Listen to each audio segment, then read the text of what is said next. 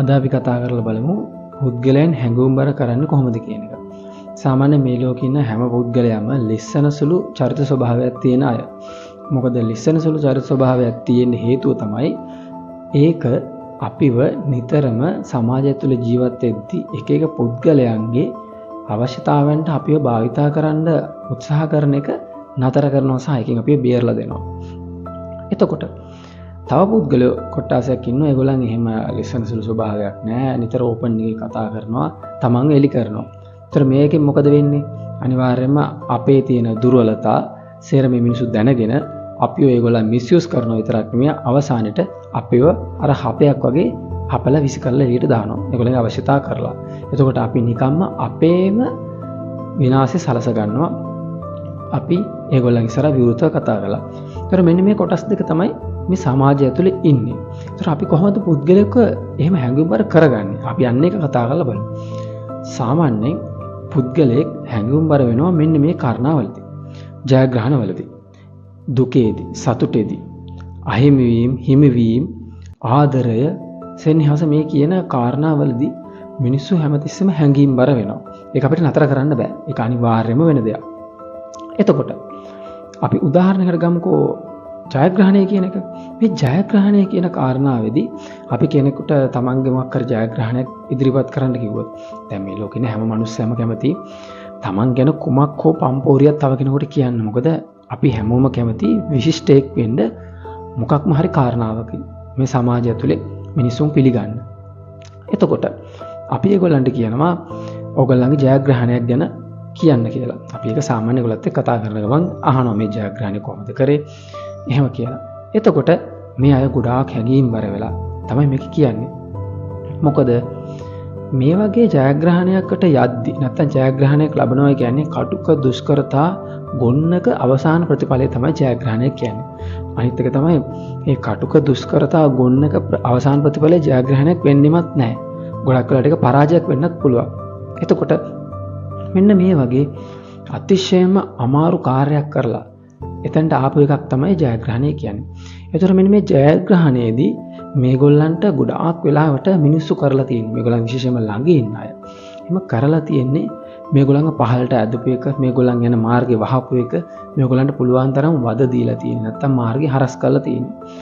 එතකොට මේගොල්ලන්ට අත දීපය බොහොම සුළු ප්‍රමාණයක්. සමහර විට ඇත්තේම නැහැ. එතකොට මෙන්න මේ කාරණාව ගැන කතා කරද්දි මේගොල්ලන් ගොඩාක් හැඟීම්බර වෙනවා. ඔයගොල්ලන් උදාහරණයක් විදිහට බලන්න පුළුවන් සෝෂල් මීඩියා channel වල සමහර සෝෂල් මීඩියා එකේම ඉන්න ප්‍රසිද්ධ චරිත ගෙනල්ලා ඒගොල්ලන් එක තියෙන ඉන්ටර්විව් වලදී ඒගොල්ලන්ගේ අහුවා මේගොල්ලන් හිටියේ විදිහ, ඒගොල්ලන් ආපු විදිහ, ඒගොල්ලන් හරීම හැඟීම්බර වෙලා තමයි එතනදී ප්‍රකාශ කරන්නේ. මොකද හේතුව ඒ වගේ විශාල ජයග්‍රහණයක් ලබා ගන්න නම් ඒගොල්ලන් විශාල කැපකිරීම කරන්න ඕනේ. කැපකිරීම වලදී ඒගොල්ලන්ගේ හිත රිදීම් ගොඩාක් විදිහට වෙනවා. එතකොට ඔයගොල්ලන්ට පුළුවන් මෙන්න මේක හරහා මේ මනුස්සයව ඕපන් කරගන්න. හැඟීම්බර වෙනවා කියන්නේ මොකද්ද? හැඟීම්බර වෙනවා කියන්නේ මනුස්සයෙක් කිව යුතු දේ, නොකිය යුතු දේ මොකද්ද කියන එක ඒ මනුස්සයාට පැටලෙන්න ගන්නවා. නැත්නම් ඒ මනුස්සයාට අඳුර ගන්න බැරි වෙනවා. ඒ මනුස්සයා හැමදේම කියනවා. ඒ කියන දේවල් ගැන හොඳ අවබෝධයෙන් හිටියොත් ඔයාට එයාව පාලනය කරන්න අවශ්‍ය කරන තොරතුරු ටික එතනින් ගන්න පුළුවන්. ඒ අංක 1. ඊට පස්සේ අපිට අර මං ඉස්සලා කිව්ව කාරණා වගේම තව කාරණයක් තියෙනවා. ඒ තමයි පුද්ගලයෙක්ගේ ළමා කාලය. මෙන්න මේ ළමා කාලය ගැන කියද්දි අනිවාර්යයෙන්ම අපි හැඟීම්බර වෙනවා. මොකද ළමා කාලය තමයි මේ ලෝකේ තියෙන සුන්දරම කාලය ඕනම මිනිස්සෙකුට. අපි දේවල් ගවේෂණය කරන්නේ, ජීවිතේ දේවල් එක්කහුව කරගන්නේ. අපි දැනට විශ්වාස කරන හැම දෙයක්ම නිර්මාණය වෙන්නේ මෙන්න මේ ළමා කාලය ඇතුළත. එතකොට මේ ළමා කාලයේදී මේගොල්ලන් ඒ කරපු කියපු දේවල් මේවා ගැන අපිට අවබෝධයක් ගන්න, මේවා ගැන කතා කරන්න සැලැස්සුවා නම් එහෙම අපිට ගොඩාක් ලොකු තොරතුරු මේගොල්ලන්ගෙන් ගන්න පුළුවන්. උදාහරණයක් විදිහට සාමාන්‍යයෙන් ඒ පුද්ගලයෝ බලාපොරොත්තු වෙච්ච දේවල්, බලාපොරොත්තු වෙලා නැති වෙච්ච දේවල්, ඒවා ලබාගෙන නමුත් දැන් ලබා ගන්න බැරි දේවල්, මෙන්න මේ වගේ විශේෂ දේවල් ගොන්නක් මේ ළමා කාලය ඇතුළත හැංගිලා තියෙනවා පුද්ගලයෙක්ගේ. දැන් ඕනම පුද්ගලයෙක්ගේ තමයි ළමා කාලේ ආස කරපු දෙයක්, ඒ කරපු දෙයක් ඒගොල්ලෝ වැඩිහිටි කාලේට ආවම කරන්න බෑ. මොකද සමාජය තුළ ඒක ප්‍රතික්ෂේප වෙනවා. එයාට ලේබල් එකක් ඇලවෙනවා, මෝඩයෙක්, පිස්සෙක්, මේ මිනිස්සයා පොඩි එකෙක් වගේ හැසිරෙන්න හදනවා. මෙන්න මේ වගේ ලේබල් එකක් මේගොල්ලන්ට ගහනවා. ඒක නිසා මේගොල්ලන් හරිම බයයි මේගොල්ලන්ගේ ළමා කාලේ ඒ දේවල් එළියට දාන්න. එතකොට ඕගොල්ලන්ට අවස්ථාව හම්බෙනවා මෙන්න මේ ළමා කාලේ හෙලි කර ගැනීම. ළමා කාලේ ගැන කතා කරන්න මෙයා උනන්දු කිරීමෙන් ඕගොල්ලන්ට මෙයාගේ දැනට ලැබිලා තියෙන නොලැබිච්ච දේවල් නැත්තම් මේගොල්ලන් ලබා ගන්න ආසාවෙන් ඉන්න දේවල් ඔන්නේ කියන සියලුම කාරණා ටික ගැන හොඳ අවබෝධයක් ලබා ගන්න හම්බ වෙනවා. මේ තව ක්‍රමයක් පුද්ගලයෙක්ව හැඟීම්බර කරන.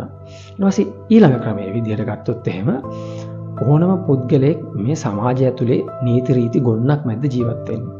සමාජය, සංස්කෘතිය, ආගම, නීතිය මෙන්න මේ කියන දේවල් එක්ක තමයි ජීවත් වෙන්නේ.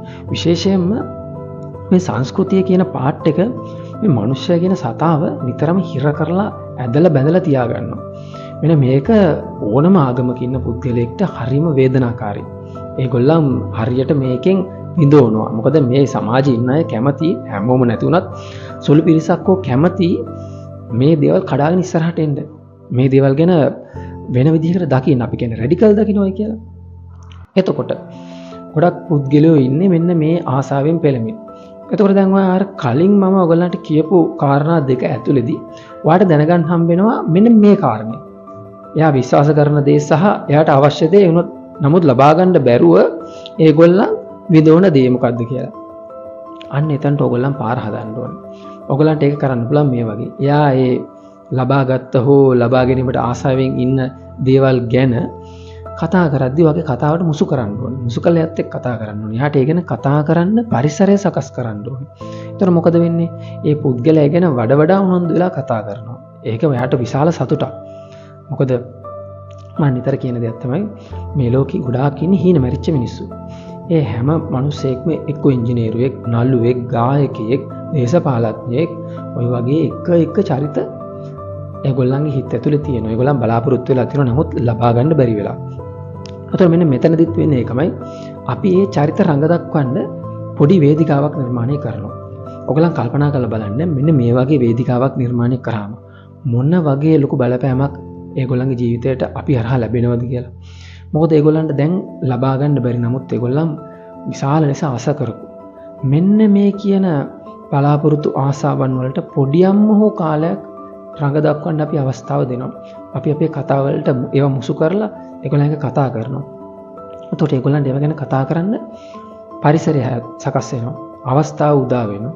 මෙන්න මේක හරහා මේ පුද්ගලයා හැඟුම්බර වෙනවා විතරක් නෙමෙයි මේ පුද්ගලයා අපි හැර වෙන කෙනෙක් දකින්නේ නැහැ මේ වගේ දෙයක් කරගන්න. මොකද මේගොල්ලන්ගේ මේ ආසාවක්නේ අනිවාර්යයෙන්ම අපි හරහා ඉෂ්ට වෙන්නේ. එතකොට ඒක එහෙම ආවට කියන්නේ මේගොල්ලන්ට එළී ඉන්න පුද්ගලයන් ටික ලිස්ට් කරගන්න බැහැනේ. මෙන්න මේක නිසා මේගොල්ලන් විශාල ලෙස අපිට ඇබ්බැහි වෙන්න පටන් ගන්නවා. ඔයගොල්ලන් දන්නවද අපි සාමාන්‍යයෙන් වෙන ආගමක කෙනෙක් එක්ක කතා කරද්දී ඔයගොල්ලන් හොඳට බලන්න. හිතන්නකෝ අපේ ආගම විශාලම කෙනෙක් විතර තියෙන ලොකුම ආගම. ඒගොල්ලේ ආගම සුළු ආගමක්. ඒතර අපි කතා කරද්දී අපි මේ පුද්ගලයාට ඒගොල්ලේ ආගම ගැන කතා කරන්න අවස්ථාව සලසලා දුන්නොත් මොකද වෙන්නේ? ඒ මනුස්සයාට පුදුමාකාර සතුටක් එකකින් ඇති වෙනවා. ඒ සතුට තමයි එයාට අර පිළිගැනීමක් නැති. ඒගොල්ලේ ආගම පොඩි එකක් නිසා සාමාන්‍යයෙන් ඕනම සමාජයක මහා ආගම තමයි සම්ම්‍ය දෘෂ්ටික පොඩි ආගම් මිත්‍යා දෘෂ්ටික විදිහට ගණනනවා. එක ආගම් මනෝ වෙනස් වෙනවා. නමුත් එහෙම එකක් තියෙනවා. මොකද බලය වැඩි නිසා මහා ආගමට. එතකොට ඒ වගේ අවස්ථාවක අර වගේ පුද්ගලයෙකුට අපි අවස්ථාව දුන්නාම කතා කරන්න ඒ මිනිස්සයා පුදුමාකාර විදිහට ආස වෙනවා. ඒ මිනිස්සයා තමන්ගේ මතය ඉදිරිපත් කරන්න උපරිමයෙන්ම උත්සාහ කරනවා. සහ එතනට එයා නොදැනුවත්වම ඇබ්බැහි වෙනවා. මොකද හේතුව අර මහා සමාජය ඇතුලේ ඒගොල්ලන්ගේ මේ පොඩි පිරිසට ඒගොල්ලන්ගේ මතය ඉදිරිපත් කරන්න අවස්ථාවක් අපි උදා කරලා දෙන හින්දා. මෙන්න මෙතනත් වෙන්නේ මේ පුද්ගලයා හැංගීම්බර වෙන එක. කියන්නේ තමන් දැඩි විදියට විශ්වාස කරන තමන්ගේ ආගම, තමන්ගේ විශ්වාස පද්ධතියෙන්, තමන්ගේ ආගමික සංස්කෘතිය මෙතනට එළියට දාන්න යට අවස්ථාවක් හම්බ වෙනවා. ඔයගොල්ලන් කල්පනා කරලා බලන්න අපි හැමෝම කතාවකදී වුණත් අපේ කතාව කියන්න මග බලන්නේ අනිත් මිනිස්සු එවරනක. අපි කවදාවත් එයාගේ කතාවට සමහරට ඇහුම්කන් දීලත් නැහැ, ඒක අවබෝධ කරගෙනත් නැහැ. මෙන්න මේක තමයි මනුස්ස ස්වභාවය. එතකොට අර ආගමේ ප්‍රශ්නේදී ආගමේ කතන්දරේදී ඒ මිනිස්සයාට වෙන්නේ ඒ මිනිස්සයා හරි ආසාවෙන් ඉන්නවා එයාගේ දේවල් කියන්න. අපි අපේ දේවල් කතා කරද්දී අපි එතන පාර හැදු හැටිම එයා දන්නේ නැහැ එයා කියන්න ඕන දේ මොකද්ද නොකියන්න ඕන දේ මොකද්ද කියලා. අන්න ඒකයි මේ සමාජයෙන් හිර කරලා තියෙන මිනිස්සෙකුට අපි රැඩිකලි එයා කැමති දෙයක් ඉදිරිපත් කරන්න අවස්ථාව සැලසෙන්න දෙනවා කියන්නේ. මේක හරහා මොකද වෙන්නේ? එයා හැඟීම්බර වෙනවා. එයා හැඟීම්බර වෙන හැම අවස්ථාවකම මොකද වෙන්නේ? අපිට ඒවා පාලනය කරන්න පුළුවන් යතුරු ටික හම්බ වෙනවා. ඉතින් මතක තියාගන්න මේ ඩාර්ක් සයිකොලොජි කියන විෂය ඇතුලේ තියෙන්නේ මැජික් නෙමෙයි. මේ එදිනෙදා මේ සමාජය ඇතුලේ තියෙන දේවල්. මේවා අපි අවබෝධයෙන් බලලා අපි මේව පාවිච්චි කරන්න ඉගෙන ගන්න ඕනේ. අපි කරන්නේ මැකියවෙලිසම් කියන එක. මේ මැකියවෙලිසම් කියන පුද්ගලයෝ මේ සමාජය ඇතුලේ නිතර ඉන්නවා. ලොකුවට නැතත් සාමාන්‍ය මට්ටමින් ඉන්නවා. නමුත් මේගොල්ලන් හොයාගන්න බෑ. මොකද හේතුව මේගොල්ලන් යන්නේ ලෝකයේ එකක්. නැත්තම් මේගොල්ලන් අඳුරේ ක්‍රියාත්මක වෙන මිනිස්සු. මේගොල්ලන් කොයි වෙලේකවත් එළියට ඇවිල්ලා අපිට දකින්න ලැබෙන්නේ නැහැ. මේගොල්ලන් සාමාන්‍ය මිනිස්සු විදියට. හැබැයි මේගොල්ලන් හැමතිස්සෙම මිනිස්සු ගැන අවධානය, මිනිස්සු මොනවද කියන්නේ, මිනිසුන් පිට කරන සංඥා මොනවද, හැඟීම් මොනවද, හැඟීම්බර වෙන තැන් මොනවද, මෙන්න මේ කාරණා ගැන හොඳ අවබෝධයෙන් ඉන්නේ. ඉතින් එතකොට තමයි මෙන්න මේ වගේ මේ මිනිසුන්ගේ හැඟීම්බර කරලා අපිට අවශ්‍ය දේ කරගන්න. නැත්තම් අපිට මිනිස්සු පාලනය කරන්න. අපිට හැකියාව ලැබෙන්නේ. මෙන්න මේකම තමයි දේශපාලනයේදීත් කරන්නේ. මිනිස්සුන්ට යම්කිසි ත්‍රිල් එකක් දෙනවා. ජයග්‍රහණයක් නැත්තම් ඒගොල්ලන්ව කණ්ඩායමකට වෙන් කරගෙන අපිව පක්ෂ විදිහට අඳුන්වන්නේ. වෙන් කරගෙන ඒගොල්ලන්ට ඒගොල්ලන්ගේ මතය කොච්චර උසස්ද කියන එක කාවද්දනවා. එතකොට ඒගොල්ලන්ට භක්තියක් නැත්තම් ඒගොල්ලන්ට අද්විතීය ගතියක් ඇති වෙනවා. මේ පක්ෂය ඇතුලේ අපි ඉන්න ඕනේ. මේ පක්ෂය තමයි අපි ෆලෝ කරන්න ඕනේ. මේ නායකයා තමයි අපේ උත්තරීතරම නායකයා. වෙන කෙනෙක් නැහැ කියන. මෙන්න මෙතනත් වෙන්නේ අපි හැඟීම්බර වෙන එක. මෙන්න මේ වගේ මිනිස්සුන්ගේ හැඟීම්බර කරන්න පුළුවන් තව ගොඩාක් තැන් තියෙනවා. මම ඉස්සරහට ඒවා කතා කරනවා. ඉතින් ආදර මේ කිව්ව කාරණා ටිකේ ඔයගොල්ලන් ප්‍රයෝජනක් ගන්න බලන්න. ඉතින් මෙන්න මේ වගේ වීඩියෝස් වලට ඔයගොල්ලන් කැමති නැත්නම් මේ වගේ දේවල් ඉගෙන ගන්න කැමති නම් මම ඩාර්ක් සයිකොලොජි ප්‍රෝග්‍රෑම් එකක් කරනවා. ඒකට සහභාගී වෙන්න පුළුවන් ඔයගොල්ලන්ට. ඒක මැකියවෙලිසම් කියන මෙතඩ් එක හරහා තමයි මම කරන්නේ. ඉතින් කැමති කෙනෙක් ඉන්නවනම් මේ වීඩියෝ එකකට කමෙන්ට් එකක් කරලා නැත්නම් මට ඉන්බොක්ස් එකට මැසේජ් එකක් හරි දාන්න. මම අද මේ වීඩියෝ එක නතර කරනවා. මම ඉසුරු ජයසූරිය මේ ඔඩිසිමයි.